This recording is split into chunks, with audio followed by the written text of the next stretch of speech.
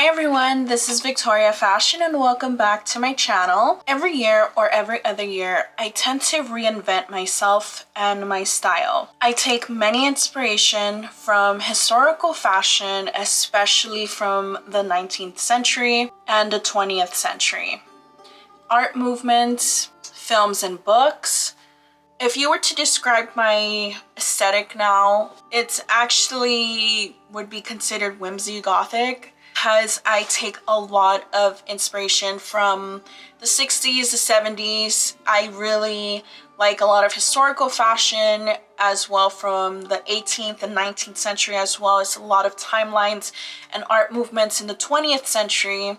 And lastly, medieval fashion, which I completely love. I am a big fantasy nerd and I just love the dresses. I love how regal it looks, so I try to integrate that in within my own style.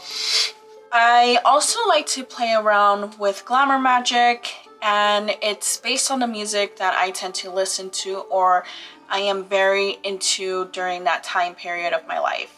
Even before I started listening to goth music, I would just wear black to hide a lot of the fat that I was gaining when I was a kid. And also, black is just always looks good universally. It just looks good on every outfit. I have this theory that one of the reasons why people who are getting older and belonged in other alternative communities, they start getting into goth fashion or sometimes the goth subculture. The gothic subculture is one of the few communities out there. It tends to progressively age well. And the older you get and the more you're involved in this subculture, your fashion sensibilities tend to become more refined. I know that's off topic, but that's why a strong theory I have that in some ways there's some people that it looks more natural than others being into the subculture. Which is a video that I actually will be uploading pretty soon and be discussing about that, about people change, people evolve, and I say this all the time. The gothic subculture is a part of my life. It's no longer my whole life anymore. Meaning I don't go to clubs as much anymore. I try to do my best to attend concerts and shows because I want to support the artists and the bands that take their time and curate these shows, as well as certain events as well.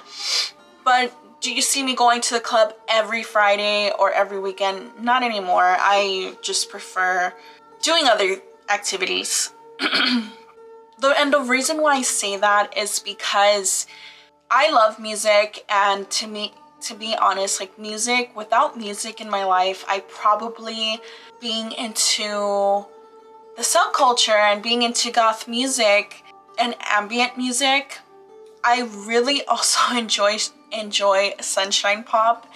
And sunshine pop is a genre that occurred in the 60s, 70s, and which I like a lot of corny stuff, by the way.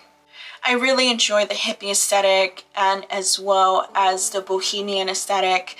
I just feel like that specific aesthetic just celebrates humanity in general, and it's something that I integrated within my fashion sensibilities for these past couple of years.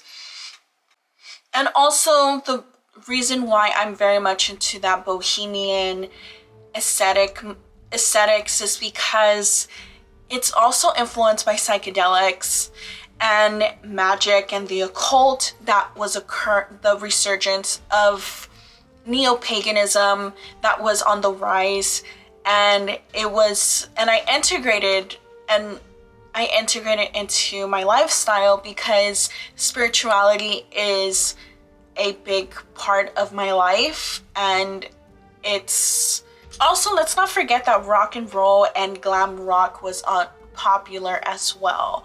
I'll go ahead and add links to Sunshine Pop I know it's just out of the ordinary, but I really do like it a lot. It just makes me feel and pretend like I'm somewhere in San Francisco in 1967 and just taking shrooms and just twirling and being frolic in Mission Dolores Park and just vibing. So, and I hate that I'm saying that word, but just vibing at a high level and just being with kindred spirits and just enjoying the moment.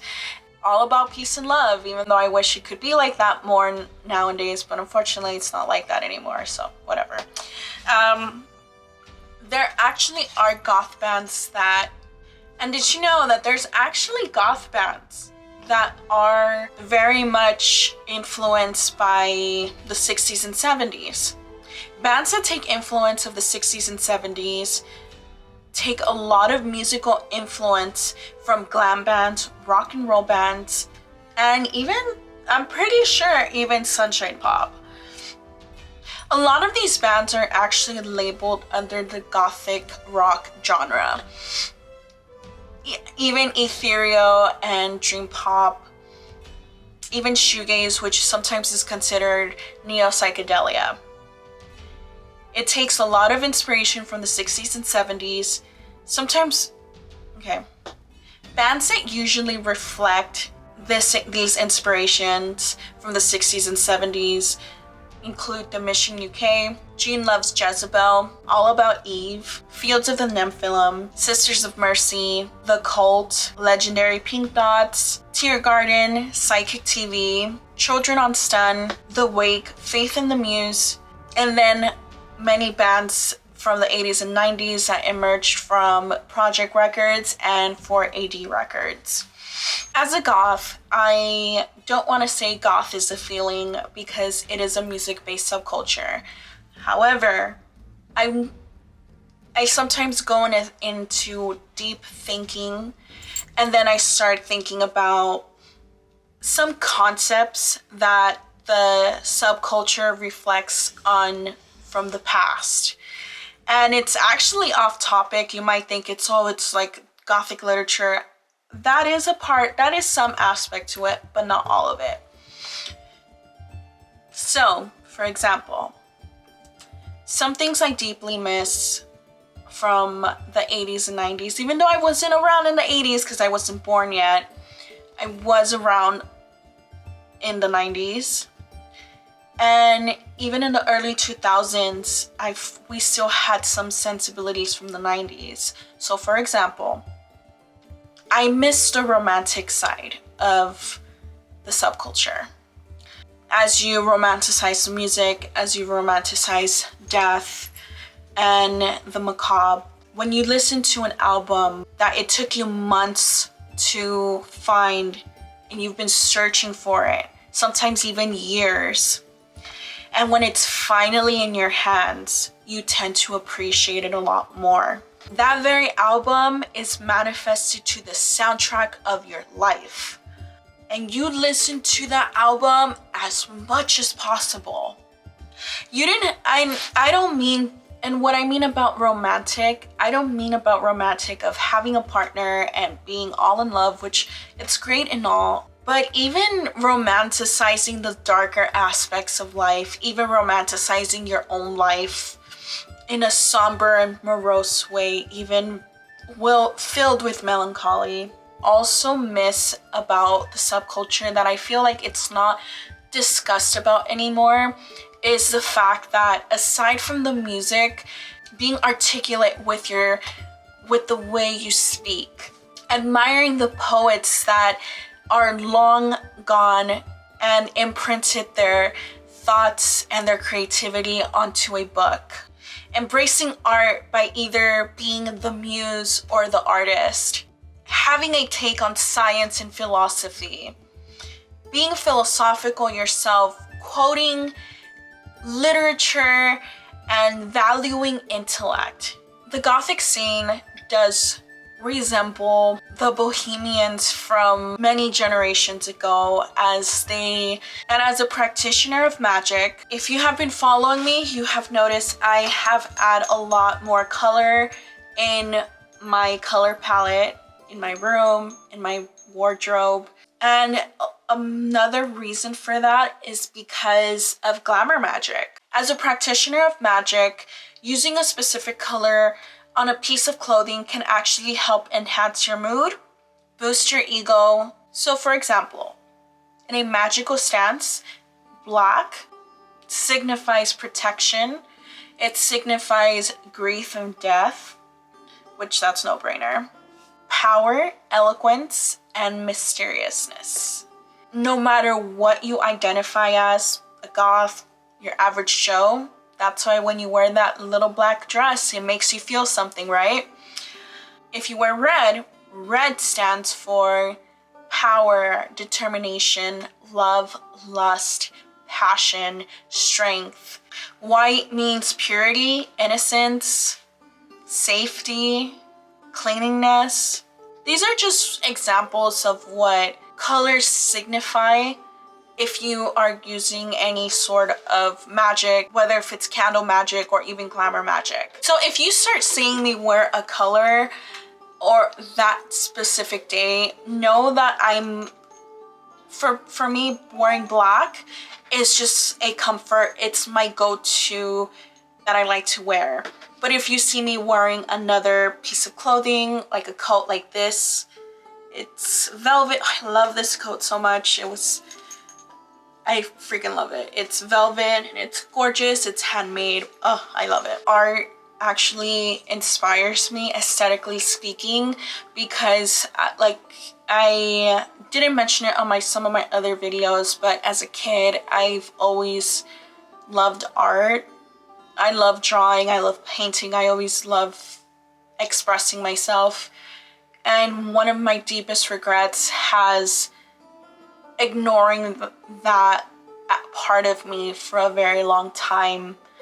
And I refound the love that I have for art. And one of my goals and dreams is actually just to look like a painting from like John William Waterhouse or Dante Gabriel Rossetti. Also, if you are looking to get into adding more color in your life, paintings and images of depictions of goddesses, and if you are interested in trying to get into more of a integrating Bohemian fashion as well as gothic fashion, I do strongly emphasize to start layers. Layers will help you out significantly on perfecting that beautiful flowy outfit. You can also wear bell sleeve blouses, long skirts, peasant dresses, multiple fabrics. However, don't try to clash. Clashing will not serve you any good. And what I mean by that, materially and color, adding different colors, it just does not work. Coats, adding a bunch of necklaces, and as well as belts. So in conclusion, it took me about 10 years to truly find an aesthetic that I'm strongly passionate about. I dabble into different forms of aesthetics that is part of the gothic subculture, but this is actually my main one. And it's just a mixture of the things that really define me aside from the subculture. Anyways, I hope this video was very informative. I hope you guys liked this video and I hope you guys enjoyed it. Please remember to like and subscribe on my channel, and I'll see you guys next time. Bye.